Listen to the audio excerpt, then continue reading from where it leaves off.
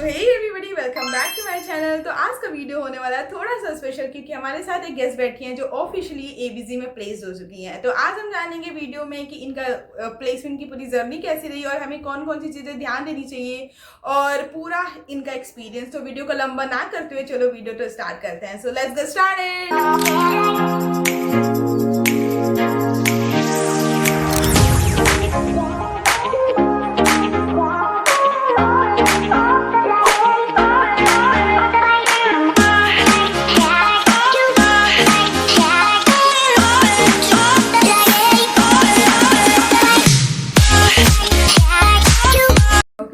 सो दिव्यांशी, तुम अपना एक ब्रीफ इंट्रो दे दो एंड अपने प्लेसमेंट जर्नी को कुछ वर्ड्स में डिस्क्राइब कर दो। So hello everyone, I Divyanshi Singh from Mechanical Engineering BTech final year. As Dipanshi said, I am placed at ABG. Okay, so सबसे पहले एक ही क्वेश्चन आता है कि मैम आप कौन से कंपनी में प्लेस हुई and second question is ma'am आपकी पैकेज क्या थी। तो मैम आप अपनी पैकेज बता दीजिए फिर हम वीडियो को स्टार्ट करते हैं। So my starting package is 7.5 LPA. Yes. सो दिव्यांशी, कितने राउंड्स हुए थे और कैसे हमें उसके लिए प्रिपरेशन करना चाहिए? So basically 4 rounds होते हैं. First is the resume shortlisting, then your assessment round, then GD which is a group discussion round. After that your interview round which is involving technical round and HR round. And if you ask about me कि preparation हम कैसे start कर सकते हैं, so preparation की ऐसी कोई deadline या फिर टाइम नहीं है जिसके लिए मैं आपको बता दूं कि हम कैसे स्टार्ट कर सकते हैं।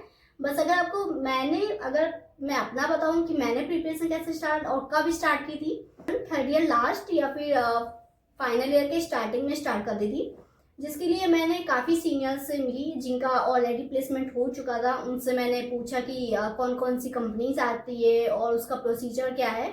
सो ये सब आप अपने सीनियर से पूछ सकते हैं और उनसे कांटेक्ट में रह सकते हैं कि अभी आगे हमारा क्या होने वाला है और हम प्रिपरेशन कैसे स्टार्ट कर सकते हैं।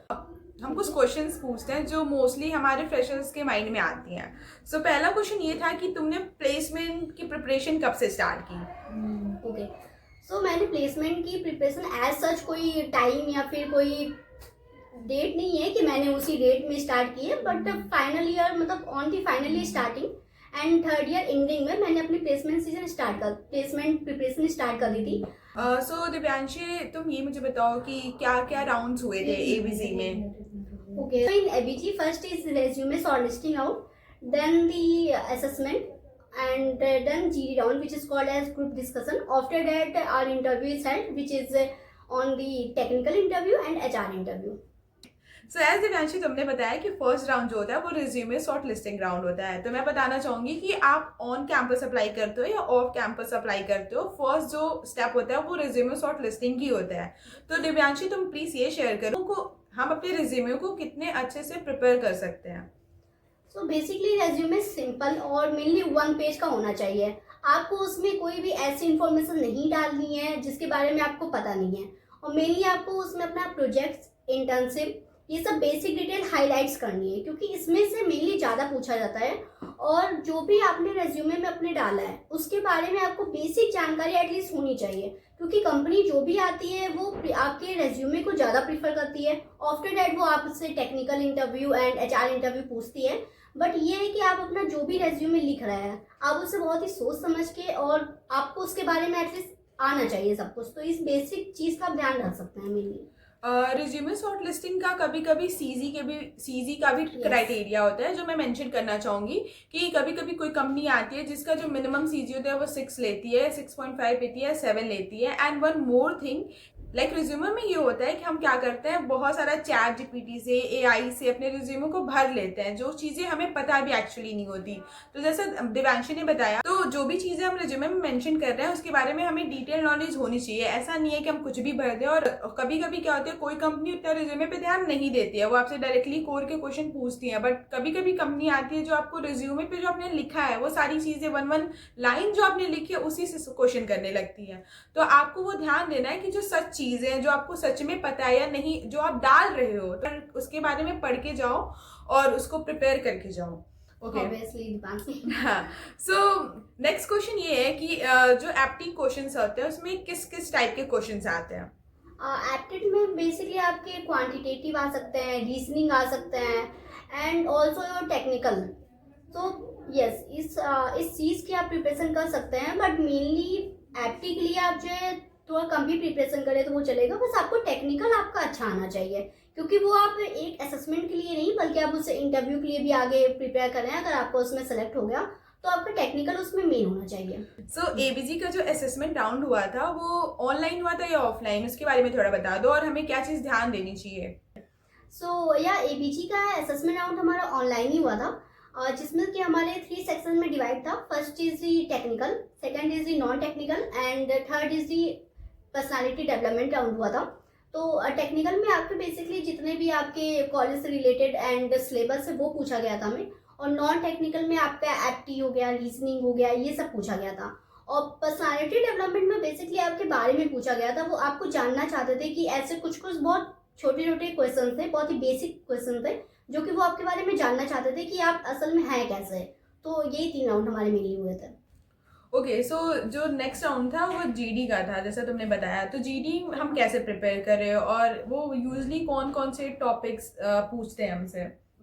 सो जीडी प्रिपेयर करने का ऐसा जैसा कोई वे नहीं है कि जिससे आप लाइक कोई आपने बुक खोला या फिर आपने यूट्यूब चैनल से कुछ भी देख लिया तो उससे आपका जीडी प्रिपेयर हो जाएगा। जीडी प्रिपेयर करने का एक बेसिक फॉर्मूला यही है कि आप परमानेंट, नॉट परमानेंट, आप बेसिकली अपने फ्रेंड सर्कल में या फिर आप खुद में ही प्रैक्टिस कर सकते हैं इंग्लिश बोलने की, या फिर आप ऐसा कोई टॉपिक ले लीजिए, चैट जीपीटी या फिर कोई भी एआई मोड से टॉपिक ले लीजिए, आप उससे बोलने की प्रैक्टिस करिए, खुद से ही बोलने की प्रैक्टिस करिए, उसमें कोई का इन्वॉल्वमेंट जरूरी नहीं है।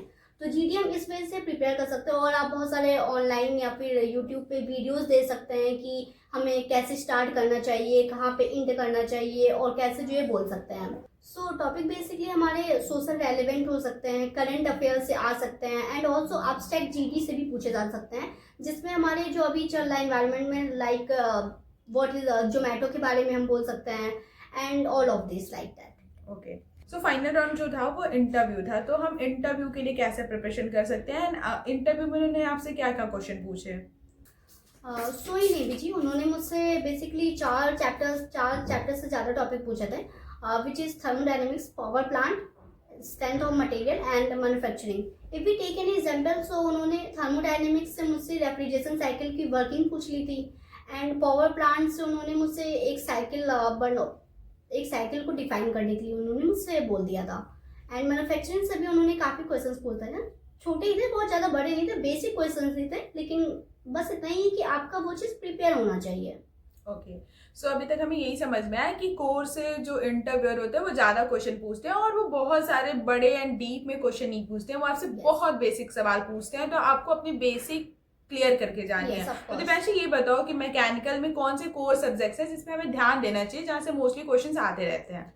सो मैकेनिकल में आप थर्मल के ऊपर ज़्यादा जो है फोकस कर सकते हैं, क्योंकि mechanical is all about thermal engineering, and thermal में आप थर्मोडायनेमिक्स के ऊपर कर सकते हैं, fluid mechanics, automobile and IC engine, ये बेसिक है जो आप कर सकते हैं। इसके अलावा आप जो है मैन्युफैक्चरिंग से कर सकते हैं और सोन से।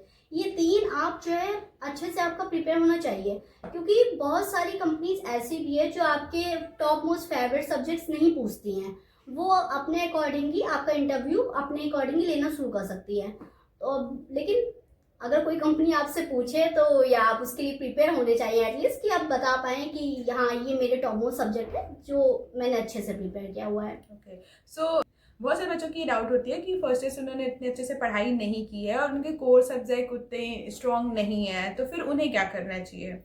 उन्हें बेसिकली 3 या 4 सब्जेक्ट से एक ले लेना चाहिए, और उसके बारे में बहुत ज़्यादा डीप जानने की उन्हें जरूरत नहीं है। बस एक ही कि उनको बेसिक आना चाहिए, क्योंकि कंपनीज बहुत ज़्यादा डीप आपका नहीं देखती है, उसने आपकी सीजी देखी है, उसने आपकी रेज्यूमे देखा है, तो उसे ये तो पता है कि हाँ बच्चे में कुछ ना एबिलिटी और कैपेबल है इतना कि वो अपना कर ले जाए। तो वो आपसे बहुत बेसिक क्वेश्चन पूछती है, क्योंकि सब लोग जानते हैं कि हम लोग जब पढ़ते हैं तो बहुत सारी चीज़ें डीप में पढ़ लेते हैं कि मे बी ये आप पूछ सकते हैं, ये पूछ सकते हैं। तो बेसिक एक प्रिपेयर कर लीजिए, क्योंकि कंपनी मेनली बेसिक ही आपसे पूछती है। और एचआर राउंड में क्या क्या क्वेश्चंस थे। एचआर राउंड में बेसिकली आप मतलब मुझसे तो यही पूछा गया था एबीजे में कि पहले तो उन्होंने मेरा इंट्रो लिया, उसके बाद उन्होंने मुझसे पूछा कि मेरा फैमिली बैकग्राउंड उन्होंने मुझसे पूछा, और strength and weakness, most basic question कि आप अपने आप को 5 साल बाद कहाँ देखना चाहते हैं।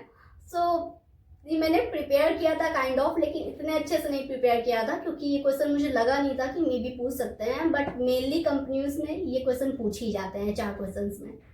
ओके तो जैसा दिव्यांशी ने बताया कि फाइनल जो इंटरव्यू होता है उसमें वो HR क्वेश्चन होते हैं एंड टेक्निकल भी क्वेश्चंस होते हैं। तो Yes. वो चीज़ें हमें ध्यान देनी है एंड हमारे Of कोर्स course. तक लेके चलने हैं।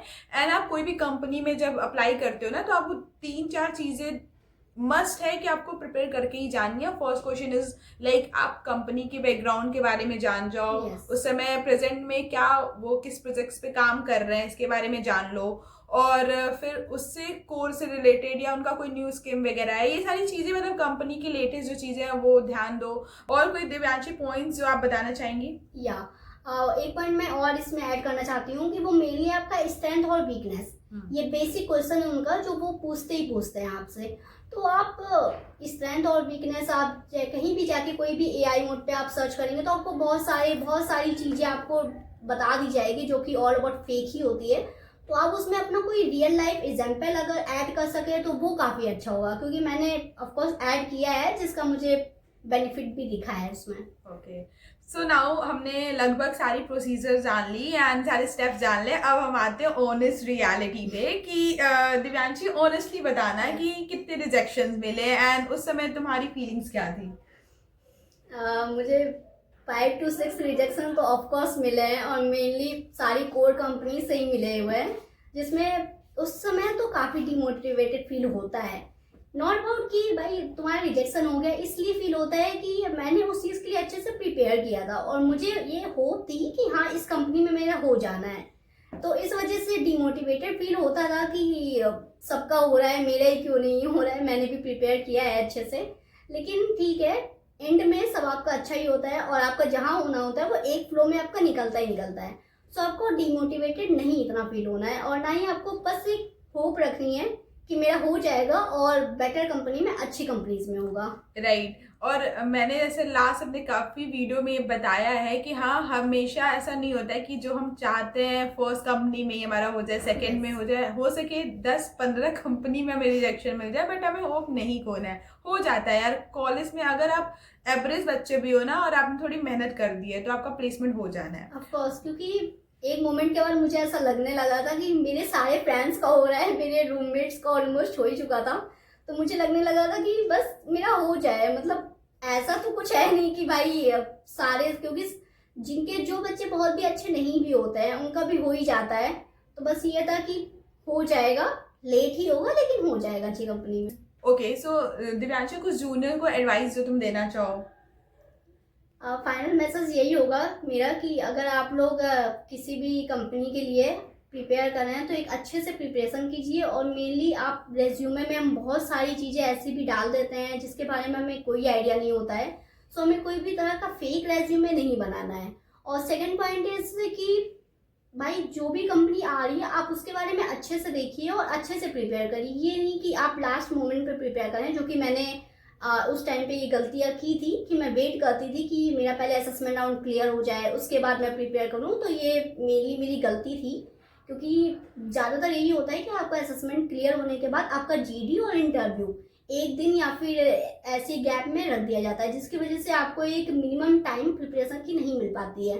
तो जैसे भी कंपनी आए आप उसके बारे में देखिए, उसकी क्या ज़रूरतें हैं वो सब देखिए और उसके बारे में आप प्रिपेयर करना शुरू कर दीजिए।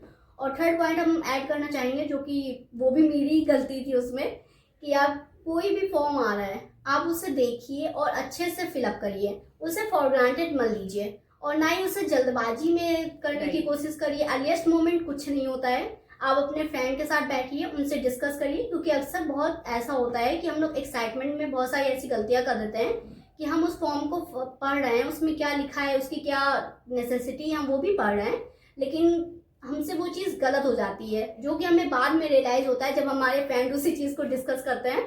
तो अब ये सारी गलतियां मत करिए। बस मैसेज यही है कि होप मत खोइए अपना, डिसअपॉइंटमेंट मत होइए, बस अपनी प्रिपरेशन स्टार्ट रखिए।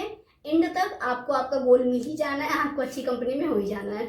Okay, so that's all for this video. Thank you so much Divyanshi हमारे चैनल पे आने के लिए एंड जूनियर्स को इतने अच्छे अच्छे मैसेज देने के लिए। आई होप आपके सारे डाउट्स क्लियर हो गए होंगे। हाँ, तो ऐसी ही वीडियो आती रहेंगी और आपको डिफरेंट डिफरेंट कंपनीज के बारे में पता चलता रहेगा कि उनका क्या एक्सपीरियंस था। तो आप प्लीज हमारे चैनल को सब्सक्राइब कर लेना, लाइक कर देना। आज की वीडियो के लिए बस इतना ही, मिलते हैं हम अपनी अगली वीडियो में। Thanks for watching, bye.